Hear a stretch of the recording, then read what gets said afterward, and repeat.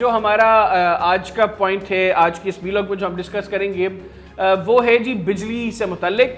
और ये बुरी खबर है सार्फिन के लिए, आपके लिए, मेरे लिए कि वफाकी हुकूमत ने महंगाई की चक्की में पिसी आवाम को बिजली का एक और झटका देने की तैयारी कर ली है। ज़राए के मुताबिक सेंट्रल पावर परचेजिंग एजेंसी ने आइंदा माली साल में बिजली सार्फिन पर 347 अरब रुपए का बोझ डालने की तजवीज़ दे दी है। CPPA ने आइंदा माली साल के लिए बिजली की खरीदारी रेट मुतय्यन करने की दरख्वास्त नेपरा में दायर कर दी है। ज़राए के मुताबिक बिजली सार्फिन अमरीका में होने वाली महंगाई की कीमत भी अदा करेंगे। अमरीकी महंगाई के 2.4% भी टैरिफ में शामिल करने की तजवीज़ दी गई है। मुल्क की महंगाई 12.20% शरह से ऑपरेटर फीस शामिल करने की तजवीज़ है। ज़राए का कहना है कि बिजली की खरीदारी में 21.37% सूद भी सार्फिन से वसूल करने की सिफारिश की गई है, जबकि कैपेसिटी चार्जेस के नाम पर 17 रुपये 42 पैसे फी यूनिट तक वसूल करने की तजवीज़ है। CPPA ने फ्यूल कॉस्ट की मद में 9 रुपये 34 पैसे फी यूनिट मुतय्यन करने की दरख्वास्त दी है, जबकि आइंदा माली साल में बिजली कंपनियों को कम अज़ कम 27 रुपये 11 पैसे फी यूनिट तक बिजली फरोख्त करने की तजवीज़ दे दी गई है। बिजली कंपनियां टैक्सेस शामिल करके सार्फिन को बिजली फरोख्त करेंगे। ज़राए ने मजीद बताया कि बिजली के नरखों में 3 रुपये 48 पैसे फी यूनिट माहाना ऑपरेटर फीस शामिल करने की भी तजवीज़ नेपरा को भिजवाई गई है, जबकि आइंदा माली साल के लिए बिजली की खरीदारी 300 रुपये फी डॉलर में करने की तजवीज़ 300 रुपये फी डॉलर में करने की तजवीज़ है। ये बुरी खबर है जो सेंट्रल पावर परचेजिंग एजेंसी ने तजावीज़ भेजी है। मैं हैरान हूँ कि उन्होंने सांस लेने की हवाले से कोई टैक्स क्यों उसके ऊपर शामिल नहीं किया। उन्होंने भारतीय इंतखाबात में जो भारतीय अवाम का पैसा लग रहा है उसको क्यों पाकिस्तानी अवाम से लेने का फैसला नहीं किया।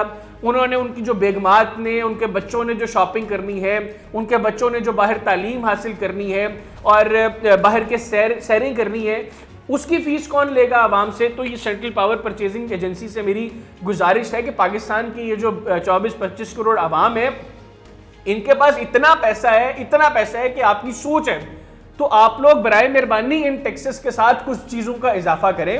आप लोग इनसे अपने बीवी बच्चों की शॉपिंग के, उनके बैरून मुल्क टूर्स के, उनके पैसे भी इनसे लें और फी यूनिट कम से कम 10-15 रुपए इस चीज़ के भी ऐड करें आप।